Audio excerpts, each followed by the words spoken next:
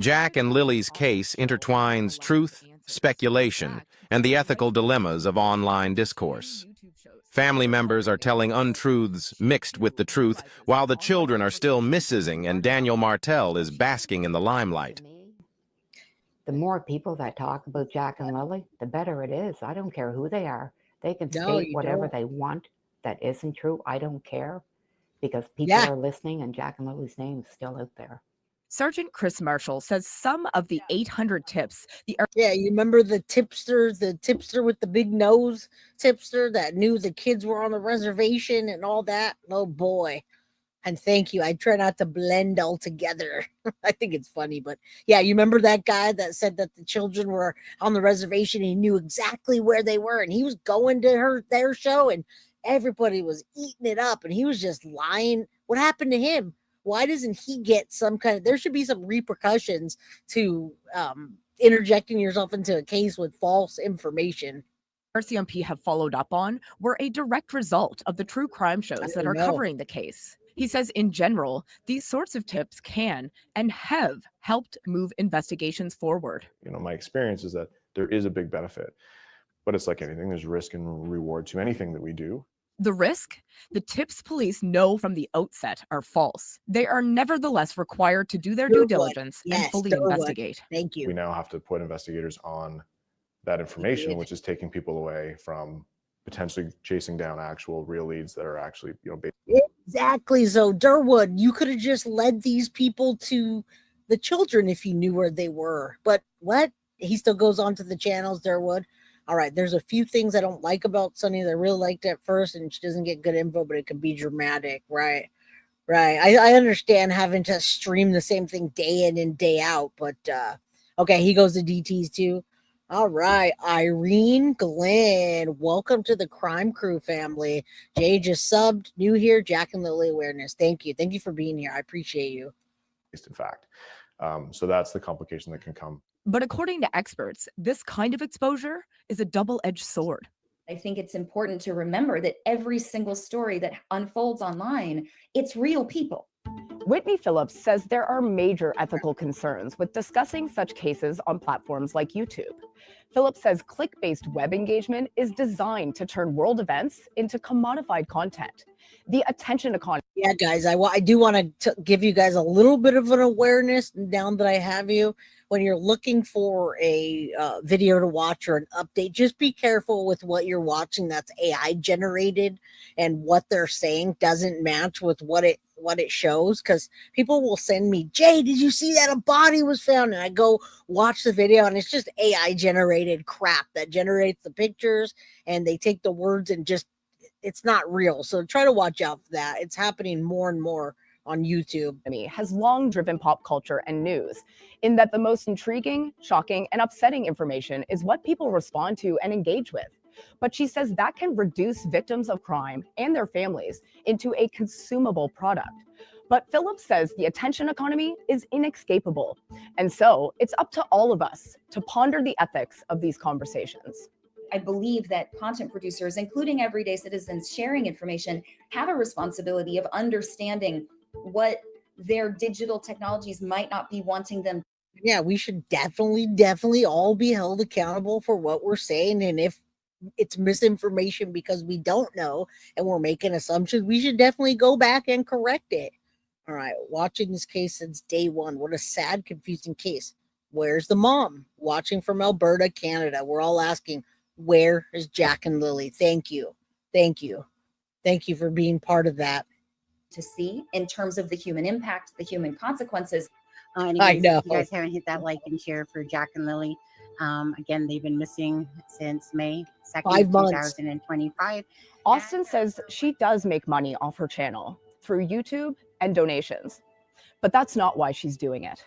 So the impact that I know that our channel can have is that we just keep fighting for people to share to the algorithm, to keep the story out there, do it for Jack and Lily because they're missing children. Allie Thompson, CBC News, Halifax. All right, that is the interjection that we're talking about, the social media, the YouTube, all that. Now we're going to go into the interview with Daniel Martell, Hunter S. True Crime.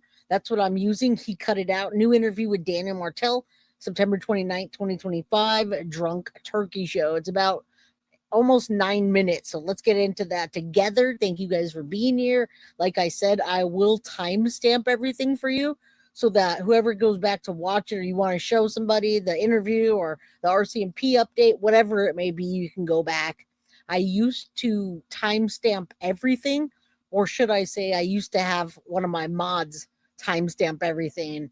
Now I don't. So that being said, I have to do it religiously after the show. All right. Wyatt says sad thing if they're deceased and buried out where they live, animals could have got. Yeah, that's exactly what I was saying at the very beginning of the show.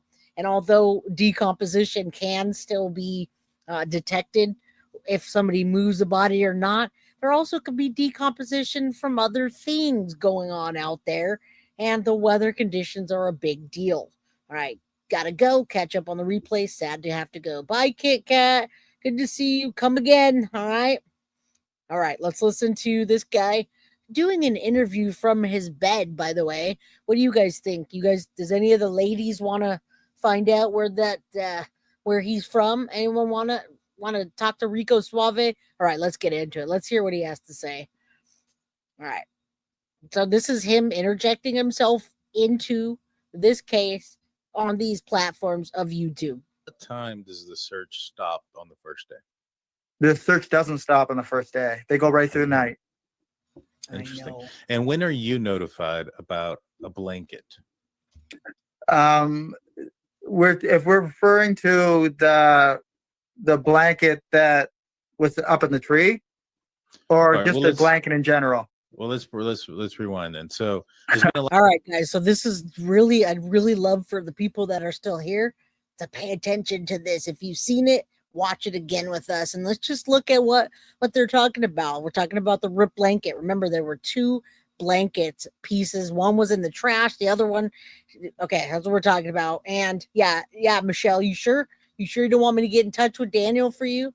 Rico Suave, look at that bed. Look at that headboard. That's a solid headboard. All right, sorry. You gotta laugh for a second. A lot of confusion that you had denied that the blanket in the tree was lilies that ended up being lilies. Yeah, what? Was there another blanket that was found out there? There is actually another blanket. There's a full pink blanket. I was showing a picture of it, splayed out on the ground. Officer Karen Mason showed me that. She was involved in quite a bit of the, just back and forth stuff between the command center and me and Malaya and Mom and, some of the people involved, and just trying to relay information, keep us up to date and stuff like that.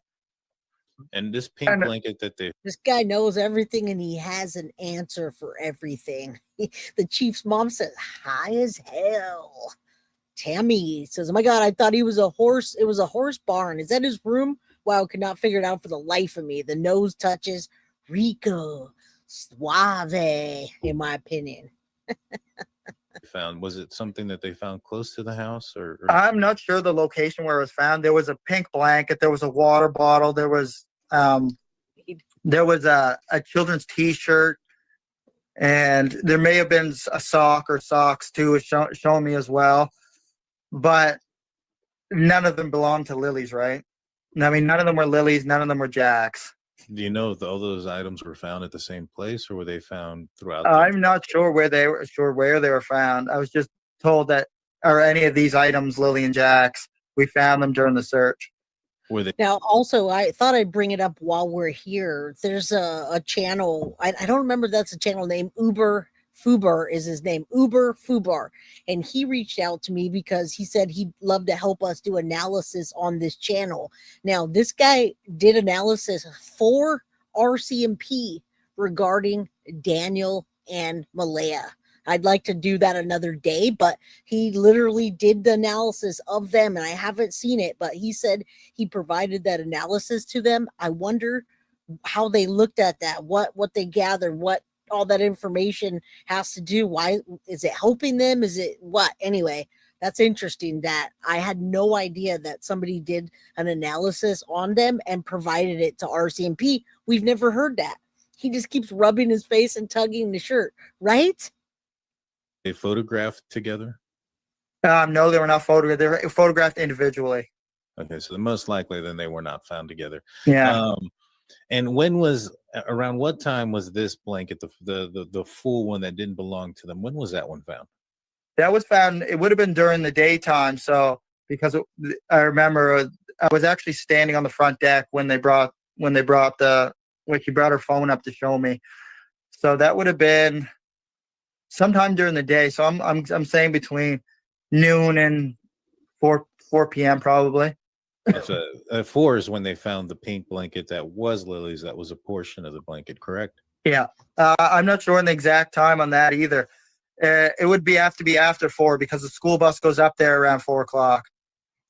I don't think he released it though. That's his name on YouTube is Uber Fubar. He reached out to me and told me that law enforcement took his information where he did analysis for them. So I don't know if it's on his channel or not, but he sent that to me and I wasn't covering the case right now when he sent it to me. So I never did anything with it. And yeah, his shirts always look like he just pulled them out of the dirty laundry and just stretched them out so he can wear them for the day, which I don't know what his deal is there. Gotcha. And because that school bus, it goes up and it actually goes up and turns on my Uncle Ron's house, which is about 500 feet past where the blanket was found. Is it Uber? Gotcha. So, and the bus usually goes up there, and the bus usually makes its way up there around, I don't know, 3:55, between 3:55 and like 4 o'clock.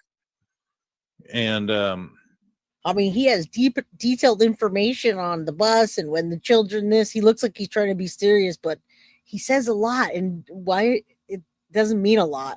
This bus has cameras, correct? Yeah, the buses do have cameras. When they looked at the footage from the outside of the buses, the blanket was not there. Interesting. And it went both directions, correct? It went. Yeah, they both go both directions and multiple buses. And it was not seen at 3:55, 4 o'clock when the bus passed. No, they said they did not see it on any camera footage from the buses. So that is how far is the search command from where the blanket was found?